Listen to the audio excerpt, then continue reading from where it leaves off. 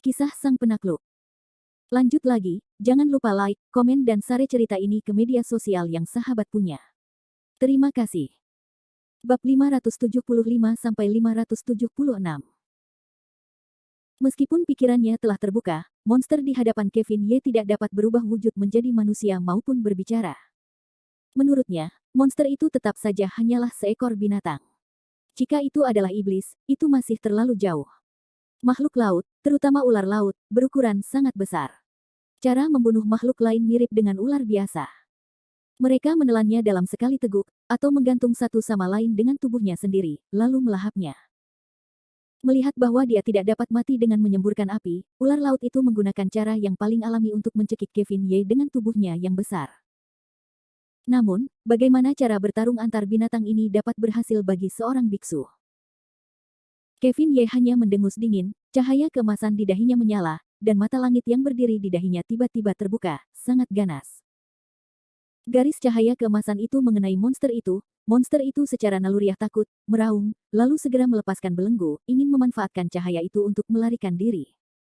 Hewan jahat, aku ingin lari sekarang. Sudah agak terlambat. Begitu suara Kevin Ye jatuh, cahaya warna-warni melesat dari udara tipis di matanya hari itu, memercik ke ular laut yang besar itu. Ular laut itu mengambil nyawanya dan berlari liar, tetapi tidak dapat menahan kekuatan hari itu. Kisapan yang angkuh dituangkan ke ular laut itu. Raungan. Ular laut itu melolong 2 kali, tetapi itu tidak membantu. Di air laut yang biru, mata telanjang dapat melihat tubuh ular laut itu. Sisik-sisiknya meleleh satu persatu dalam cahaya gelap, dan kecepatannya sangat cepat. Namun, dalam sekejap, seekor ular laut yang panjangnya lebih dari 10 meter diserap oleh mata surgawi Kevin Ye. Tidak ada kerangka yang tersisa, hanya sebutir emas seukuran kacang kedelai. Kevin Ye mencibir. Dia mengulurkan tangannya dan melihat kantong biji-bijian emas seperti telapak tangannya. Dia berkata sambil tersenyum, dan iblis.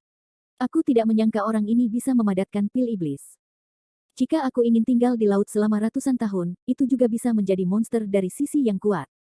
Sayang sekali Hualong juga monster. Sejak latihan sihir 9 putaran Kevin Ye ke tingkat kedua pencucian bubur, Kevin Ye telah melahap tubuh 2 master tingkat elemen tanah melalui mata surganya, dan sekarang dia telah melahap ular laut yang telah berlatih selama 100 tahun. Kevin Ye merasakan otot dan tulangnya lebih kuat. Setelah menjilati sudut mulutnya, Kevin Ye berkata sambil tersenyum, tubuh iblis adalah tubuh iblis bagaimanapun juga. Meskipun baru dipraktikkan selama 100 tahun, itu jauh lebih baik daripada para Taois di 2 alam di Yuan. Itu adalah makanan yang bergizi. Merasakan daging dan darah ular laut bergulung di tubuhnya semakin kuat, dan Ye kian penuh dengan kebanggaan. Berhenti sejenak di gerbang istana, Kevin Ye melangkah maju, menaiki tangga emas, dan mendorong gerbang istana hingga terbuka. Setelah masuk, Kevin Ye terkejut sejenak, lalu perlahan tertawa dan berkata, ini benar-benar tanah harta karun keluarga abadi. Aku tidak tahu gua biksu mana itu sebelumnya. Dengan batu bata emas, Kevin Ye masuk ke dalam sepanjang koridor. Kedua sisi koridor diterangi oleh lampu kristal, yang tampak luar biasa. Di seberang koridor, ada dinding pintu, sepasang bait di dinding, diukir di dinding, tulisannya, ukiran naga emas Dong Yun Zongxian. Buku berikutnya, bepergian ke seluruh dunia. Melihat 2 baris karakter besar ini, Kevin Ye mendesis dan melihat sejenak. Dia mendorong pintu dan dinding hingga terbuka dan masuk. Bagian dalam aula sangat berbeda dari kemegahan di luar, yang dapat dianggap murni dan elegan. Pertama-tama, kita dapat melihat rak buku yang terbuat dari kayu murni, dan ada gulungan potongan bambu di atasnya. Kevin Ye melirik ke ruangan itu. Ada puluhan ribu lembar bambu di ruangan ini. Sepertinya pemilik istana ini masih seorang pembaca. Kevin Ye tersenyum tipis. Berjalan ke paviliun buku, Kevin Ye membuka gulungan lembar bambu, dan alisnya berkerut. Konten yang tercatat pada lembar bambu ini tidak menarik baginya. Itu hanya beberapa keterampilan mekanisme umum. Namun, Kevin Ye terkejut dengan nama lembar bambu itu. Buku di awan. Kevin Ye dengan lembut menyentuh tulisan tangan pada lembar bambu itu. Pikirannya seperti disambar petir dalam sekejap. Awan neutron, awan neutron. Kevin Ye berkata sesuatu dan berkata dengan tergesa-gesa, itu sebenarnya tempat tinggal awan neutron. Bagaimana mungkin? Ini sama sekali tidak mungkin. Setelah Perang Dunia Surgawi ketiga, langit dan bumi hancur, dan Dao Zu membagi langit dan bumi menjadi 9 alam. Dunia manusia termasuk dalam 9 wilayah terlarang. Awan neutron, bagaimana dia bisa sampai ke dunia manusia?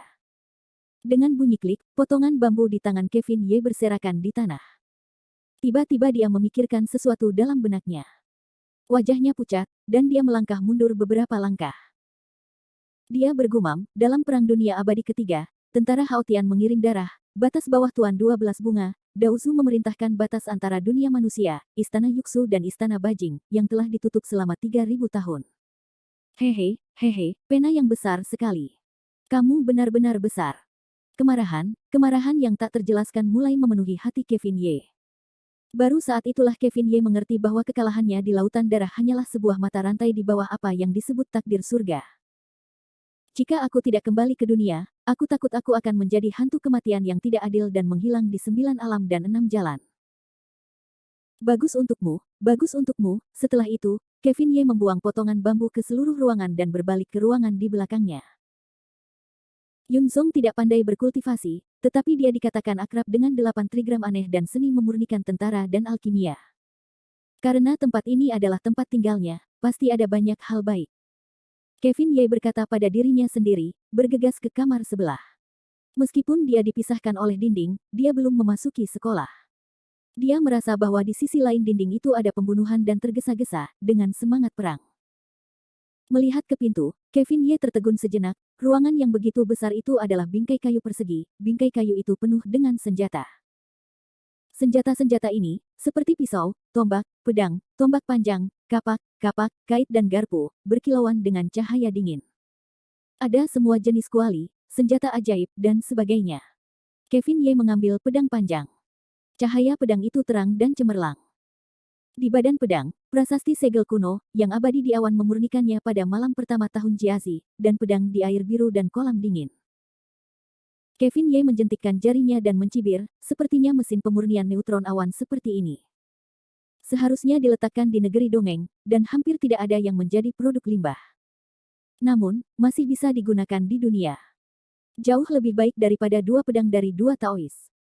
Saat Kevin Ye bercanda, dia hanya merasakan ladang ramuannya berjatuhan, dan dengungan tidak terdengar.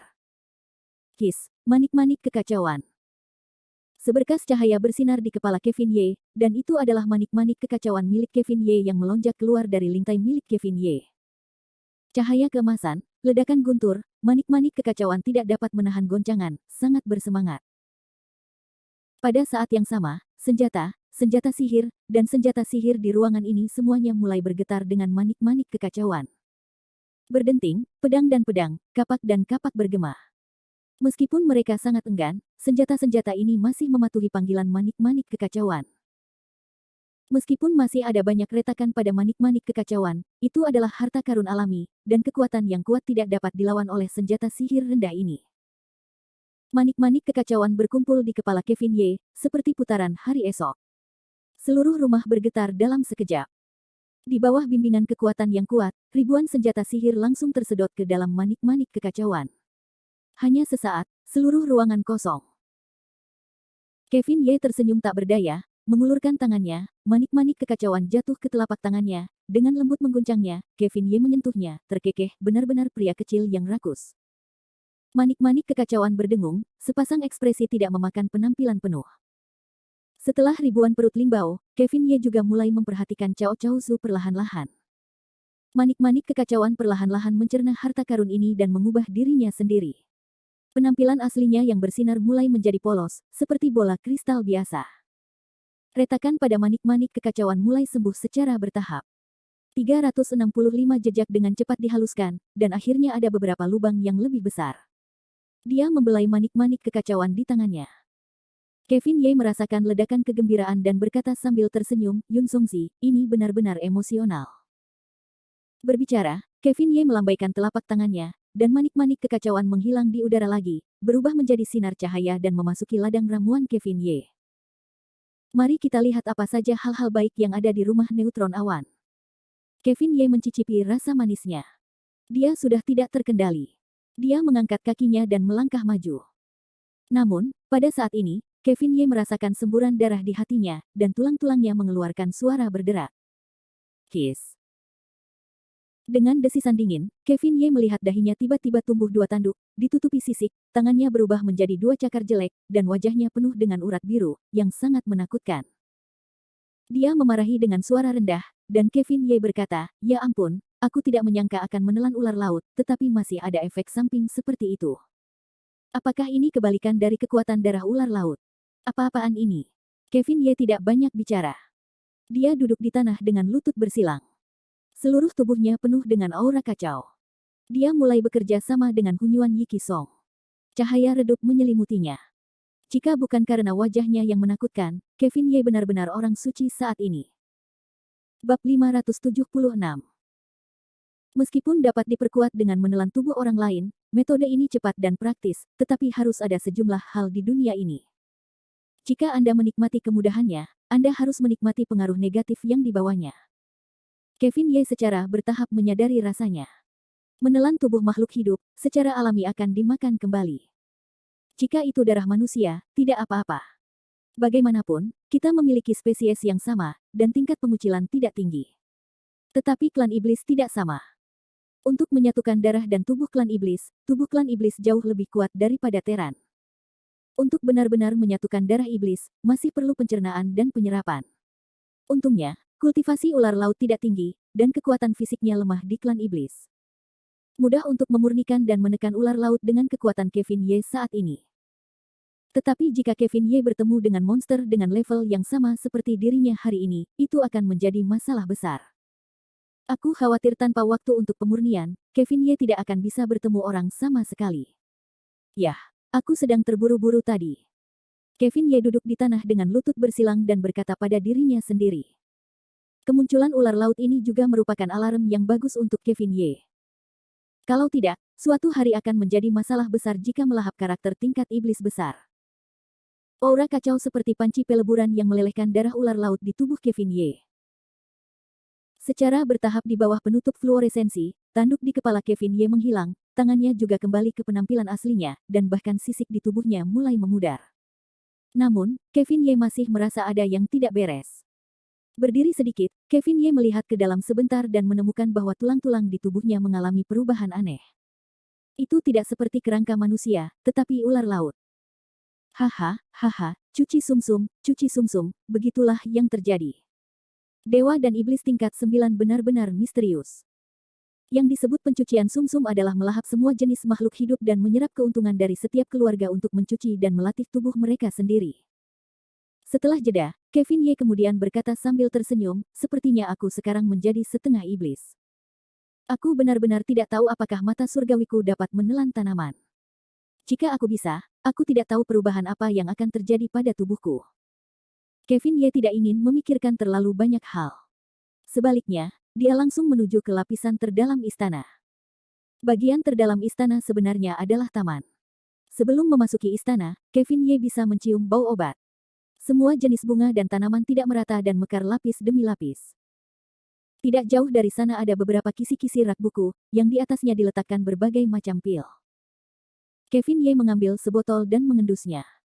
Kemudian dia melompat dan memarahi, "Bajingan, neutron awan ini tidak tahu apa-apa tentang omong kosong. Itu hanya omong kosong dan pura-pura mengerti. Dibuat, adalah hal yang tirani untuk memurnikan pil seperti ini. Itu adalah hal yang tirani." Melihat ramuan halus itu, Kevin Ye merasa sakit hati. Dengan lambaian tangannya, Kevin Ye berkata, "Yah, tidak baik meninggalkanmu di sini. Lebih baik kami membawa kalian semua pergi." Sambil berbicara, Kevin Ye menyipitkan mata dan tertawa, dan sosoknya berkelebat. Dia langsung keluar dari gerbang aula. "Sekarang kalian tidak perlu melihat istana neutron yang cemerlang, hehe, kalian tidak perlu melihat ke atas ke istana yang cemerlang. Hari ini, kita akan memindahkan sarang lama kalian bersama-sama." Haha, pikiran Kevin Ye tidak terlalu besar, ini sama sekali tidak meninggalkan sedikit awan dupa neutron, langsung memindahkan istana. Dengan lambaian tangan besar Kevin Ye, 3 karakter istana Tianji di istana tiba-tiba berubah menjadi bubuk dan berubah menjadi istana Xiao Yao. Melihat 3 kata ini, Kevin Ye sangat gembira dan menunjukkan manik-manik yang kacau. Ketika dia mengambil foto cahaya keemasan, dia langsung memasukkan istana besar ke dalamnya, bahkan tanpa meninggalkan sepotong pun batu bata emas. Perjalanan ke dasar laut ini, Kevin Ye tidak kalah. Dia bahkan mengambil dan merampoknya. Dia benar-benar membawa kembali sebuah istana. Tentu saja, itu juga berkat manik-manik kekacauan, yang merupakan harta paling berharga dari 3.000 dunia. Kalau tidak, bagaimana cara mengangkut istana sebesar itu kembali masih menjadi masalah. Namun, selain panen, perjalanan Kevin Ye juga menambah lebih banyak keraguan, yang terkait dengan negeri dongeng dan misteri besar. Hanya saja Kevin Ye tidak perlu mempertimbangkan masalah ini untuk saat ini. Dari laut dalam, Kevin Ye datang ke pantai Mandala. Namun, Kevin Ye tidak langsung turun ke darat. Bagaimanapun, dia tiba-tiba muncul di depan publik, yang terlalu menakutkan. Saat ini, di sepanjang pantai, itu adalah sinar keemasan matahari terbenam yang jatuh. Itu di garis pantai. Itu terlihat sangat bagus. Fang, sebaiknya kita panggil polisi. Tidak masalah menunggu seperti ini. Ya, kurasa lebih baik panggil polisi untuk meminta bantuan. Sekelompok orang berdiri di pantai dan mengobrol. Bagaimanapun, Mia Fang adalah tunangan Kevin Ye secara nama. Kevin Ye mengalami kecelakaan sekarang, dan tidak ada salahnya menanyakan pendapat Mia Fang. Namun, Mia Fang tidak menyerah dan berkata, lupakan saja, tunggu sebentar. Aku yakin Kevin Ye tidak akan ada hubungannya dengan itu. Mia Fang berbicara di sini, tetapi Yu Haoran di sisi lain tidak tahu di mana harus mengambil sebatang rokok. Matanya dingin dan menghina. Hatinya berkata, kamu tunggu perlahan. Aku khawatir Kevin Ye saat ini akan terkubur di laut.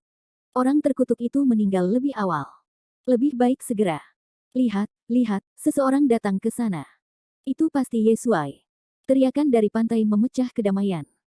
Semua orang menoleh dan melihat sesosok tubuh berenang di permukaan laut, perlahan datang ke sisi ini. Yu Haoran adalah yang paling gugup. Dia berlari beberapa langkah ke tepi laut, bertelanjang kaki dan tercengang, tidak mungkin, orang itu bisa berenang kembali dari arah permukaan laut yang begitu jauh. Bagaimana ini bisa terjadi? Tiba-tiba, mata Yu Haoran berbinar dan dia tertawa terbahak-bahak, tidak ada peralatan menyelam. Hahaha, dia bukan Kevin Ye. Tuan mudaku berkata, bagaimana kelinci kecil Kevin Ye bisa memiliki kemampuan yang begitu hebat dan kembali dari perjalanan yang begitu jauh. Saat ini, di mana Yu Haoran tidak seperti apa-apa, inilah penampilan Kevin Ye. Mata Mia Fang dingin dan membunuh. Dia menatap Yu Haoran. Dan para siswa di satu sisi juga mulai bergumam tentang Yu Haoran, yang cukup tidak tahu malu. Semua orang yang hadir melihat ke garis pantai, dan hati mereka penuh dengan harapan. Namun, hanya ada satu orang dengan ekspresi tenang, berdiri di tepi pantai, meniup angin laut. Orang ini tidak lain adalah Lin Sailing. Karena dengan kekuatan sihir Lin Sailing, Anda tidak perlu melihat untuk mengetahui bahwa pria di laut itu adalah Kevin Ye. Sosok itu tidak berhenti bergerak maju, dan kecepatannya sangat cepat, semakin dekat ke pantai. Ya, itu Kevin Ye, Mia Fang, itu Kevin Ye, dia baik-baik saja, dia kembali. Orang pertama yang mengenali Kevin Ye adalah Lanakin. Wajah Lanakin, yang penuh dengan bunga pir dan hujan, melonjak kegirangan dan memeluk Mia Fang di sampingnya. Kevin Ye, kita di sini. Lanakin tidak bisa menahan diri untuk melambaikan tangannya, dan kegembiraannya diungkapkan dalam kata-katanya. Pada saat ini, baik gadis-gadis di kelas 21 dan gadis-gadis di dua kelas lainnya memiliki kegembiraan dan dorongan yang tak terlukiskan. Ye Shuai, itu Ye Shuai. Aku bilang Ye Shuai akan baik-baik saja. Hehe, aku tidak menyangka Ye Shuai tidak hanya pandai bertarung, tetapi juga pandai berenang. Postur tubuhnya sangat tampan. Aku benar-benar tidak tahu berapa banyak jalan yang telah dia tinggalkan untuk membenci Mu Haoran. Dalam komentar publik, Kevin Ye yang mengenakan mantel buah merah melangkah ke tepi pantai selangkah demi selangkah. Tubuh dan rambutnya yang basah tertiup angin laut, tetapi dia lebih tampan dari biasanya. Dia bisa melihat banyak orang gila bunga muncul. Yu Haoran adalah orang yang tidak bisa menerima pengaturan ini. Yu Haoran tercengang. Melihat Kevin Ye yang muncul dari laut, perasaannya seperti melihat hantu. Tidak mungkin. Sama sekali tidak mungkin, katanya. Dia benar-benar berenang kembali, dan Mia Fang, Lanakin dan Lin Sailing, tidak khawatir tentang hal itu dan langsung bergegas menuju Kevin Ye. Lanakin terisak-isak kegirangan dan langsung mencengkeram leher Kevin Ye, terisak-isak, kupikir kau tidak bisa kembali. Aku takut setengah mati.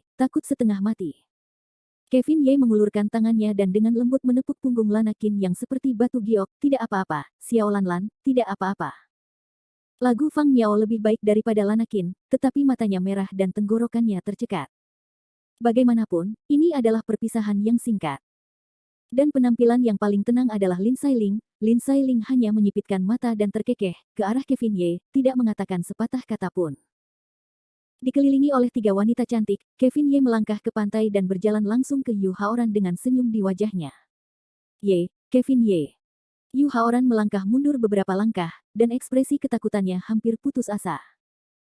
Kevin Ye tertawa dan bercanda, "Kenapa, kamu, aku kembali, kamu tampak sedikit tidak bahagia." Saat ini, Yu Haoran mati seperti batu. Dia takut pada mata Kevin Ye dan mata semua orang. Dia dengan cepat menjelaskan, tidak, aku senang.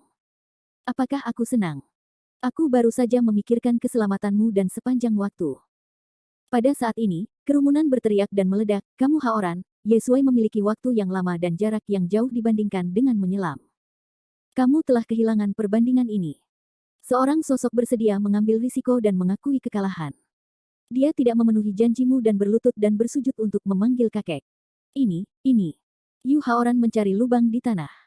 Karena hal yang paling menakutkan baginya telah terjadi. Apa, ini, itu, kita semua adalah saksi. Kita bersedia mengakui kekalahan. Apa yang bisa kita tunda? Jika kamu berani menunda, kami akan menggali lubang dan menguburmu di pantai, dan membiarkanmu mencoba merasakan pasang surut seperti Qian Zong katakanlah, beberapa anak laki-laki menggulung lengan baju untuk berjalan ke arahmu Haoran.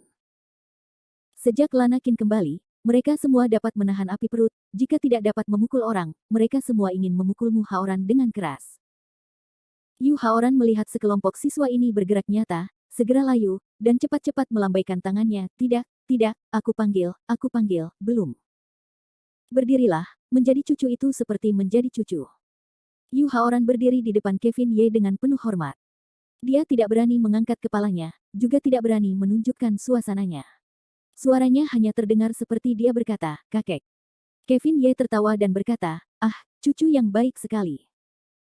Yang lain mulai bersorak dan menertawakan pemandangan itu. Namun, pada saat ini, sekelompok pria besar berpakaian hitam datang ke sini.